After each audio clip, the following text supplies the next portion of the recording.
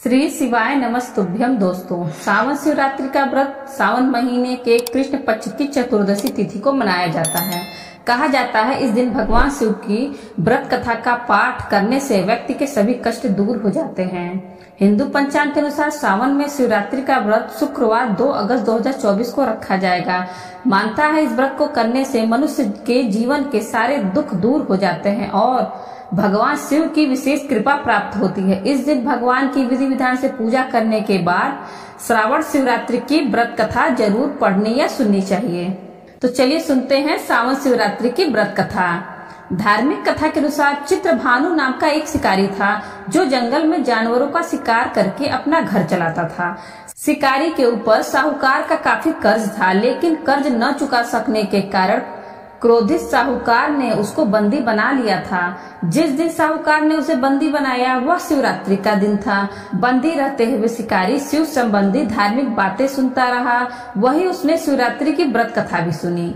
शिकारी का पूरा दिन ऐसे ही गुजर गया। शाम को साहूकार ने चित्रभानु को 1 दिन का समय दिया कर्ज चुकाने के लिए और उसे छोड़ दिया। कर्ज चुकाने के लिए चित्रभानु पूरे दिन बिना खाए पिए जंगल में शिकार ढूंढने के लिए समय बिता दिया।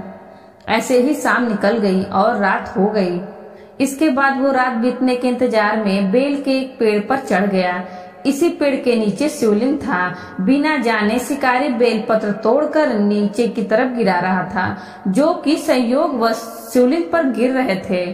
इससे उसका व्रत पूरा हो गया। पूरी हुई प्रथम पहर की पूजा। शिकार की तलाश में घूमते हुए चित्रभानु को तालाब के किनारे एक गड़बड़ी हिरणी दिखाई दी जो पानी पीने के लिए आई थी। उसका शिकार करने के लिए उसने धनुष बाण निकाला। उस हिरणी ने चित्रभानु को देख लिया। इस पर उसने शिकारी से कहा कि उसके प्रसव का समय है, तुम 2 जीव की हत्या करोगे, यह ठीक नहीं है। हिरणी ने शिकारी से वादा किया जब उसका बच्चा इस दुनिया में आ जाएगा तब वो खुद आएगी, तब वह उसका शिकार कर सकता है, लेकिन अभी उसे जाने दे। शिकारी ने उसकी बात मान ली और जाने दिया। इसके बाद प्रत्यंचा चढ़ाने तथा ढीली करते समय कुछ शिवलिंग पर और बेलपत्र गिर गए। ऐसे में चित्रभानु से अनजाने में शिव की प्रथम पहर की पूजा हो गई।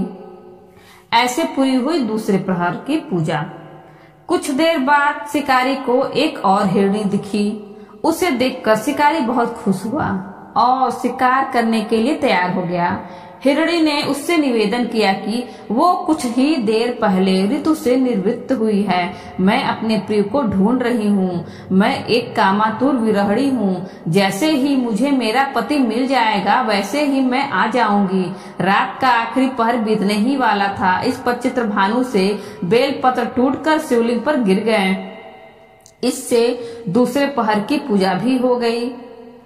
तीसरे पहर की पूजा। 2 शिकार को खोकर शिकारी चिंता में पड़ गया था। रात्रि का आखिरी पहर बीतने को था कि तभी एक अन्य मृग अपने बच्चों के साथ उधर से निकली। शिकारी ने उसे देख तुरंत धनुष का तीर चढ़ा दिया। वो तीर छूटने को ही था कि मृगी बोली, मैं इन बच्चों को इनके पिता के हवाले करके लौट आऊंगी।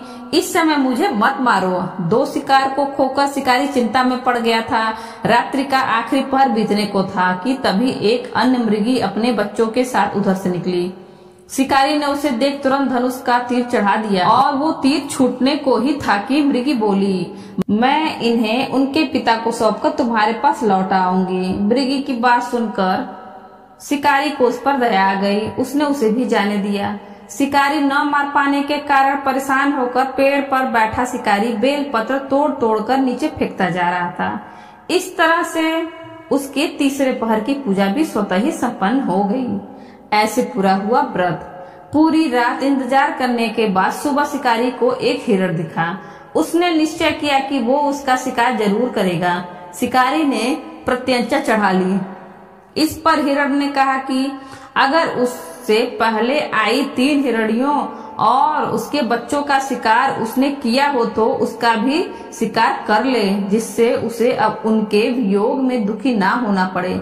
लेकिन अगर उन्हें जीवन दान दिया है तो उसे भी छोड़ दे। जब वो उन सभी से मिल लेगा तो वो आ जाएगा। यह सुनकर शिकारी ने उस हिरण को रात भर का घटनाक्रम बताया। तब हिरण ने कहा कि वो तीनों हिरणियों उसी की पत्नी हैं। हिरण ने शिकारी से कहा कि जिस तरह से तीनों हिरणियां प्रतिज्ञाबद्ध होकर यहाँ से गई हैं, अगर उसकी मृत्यु हो जाती है तो वो धर्म का पालन नहीं कर पाएंगी। हिरण ने कहा कि जिस तरह से उसने विश्वास कर हिरणियों को जाने दिया, उसी तरह से उसे भी जाने दे। वह जल्दी ही पूरे परिवार के साथ शिकारी के सामने हाजिर हो जाएगा। जाने अनजाने में ही सही उपवास, रात्रि जागरण और शिवलिंग पर बेल पत्र चढ़ाने से शिकारी का हिंसक हृदय अब निर्मल हो गया था। उसके हाथ से धनुष छूट गया और उसने मृग को जाने दिया। थोड़ी देर बाद वह मृग सपरिवार शिकारी के सामने उपस्थित हो गया, किंतु जंगली पशुओं की ऐसी सत्यता और सामूहिक प्रेम भावना देखकर शिकारी को बड़ी ग्लानि महसूस हुई। उसने मृग परिवार को जाने दिया और अपने कठोर हृदय को जीव हिंसा से सदा के लिए हटा दिया। शिकारी के ऐसा करने पर भगवान शंकर ने प्रसन्न होकर उसे दर्शन दिया और उसे सुख समृद्धि का वरदान देकर गुह नाम प्रदान किया। दोस्तों, वीडियो अच्छी लगी हो तो वीडियो को लाइक करें और ज्यादा से ज्यादा अपने मित्रों के साथ शेयर करें और बेल आइकन दबाना ना भूलें, जिससे आगे आने वाले वीडियो की नोटिफिकेशन आपको सबसे पहले मिल सके। और इसी तरह के वीडियो देखने के लिए हमारे चैनल हिंदी कहानी नई पुरानी को सब्सक्राइब करें। धन्यवाद।